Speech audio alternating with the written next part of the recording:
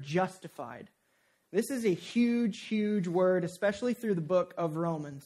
What we typically call salvation, that's just kind of the normal word that we use for it. Paul really, in the book of Romans, writing to this church, it's probably the best letter that's written that helps us understand salvation and what Jesus did for us, our response, God's election, all of that. But he keeps using the word justified. And this word brings us, it's a legal word that really brings our minds into a court of law. So I want you to kind of understand where we are in this. The Bible speaks of mankind as standing guilty before God because of their sin. The picture the Bible paints is that we are condemned and need to be justified in the sight of God. If we are not justified, then God will rightly carry out his judgment and his wrath on us because we stand condemned and someone has to pay the price. So if we're not justified, we pay for it, for the crimes we've committed. Picture yourself, everybody in the room, picture yourself in a courtroom. Some of you guys have better imaginations than others, so this might work better. You can even close your eyes. I want to invite you to. It's weird, right? Close your eyes and imagine yourself in a courtroom. You plead not guilty, and it goes to trial.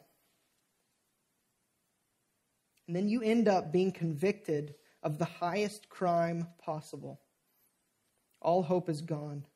You stand condemned before the judge, and there's nothing you can do to escape it. You deserve whatever he pronounces. And the judge comes to pronounce your sentence and says, I sentence you to death. That is the price for your disobedience. I sentence you for an eternity to be separated from anything that is good. And you know that is what you deserve. You know you've committed the crime and you deserve his pronouncement. Then in steps Jesus and says, if I die, can they be renewed in the sight of society? Can they be renewed in your sight, judge? Can they be justified in your eyes? Can they be freed? And the judge responds, yes, let it be so. And he looks at you and he says, you can go free. This is why in order to redeem us and the whole world, Jesus must suffer and die.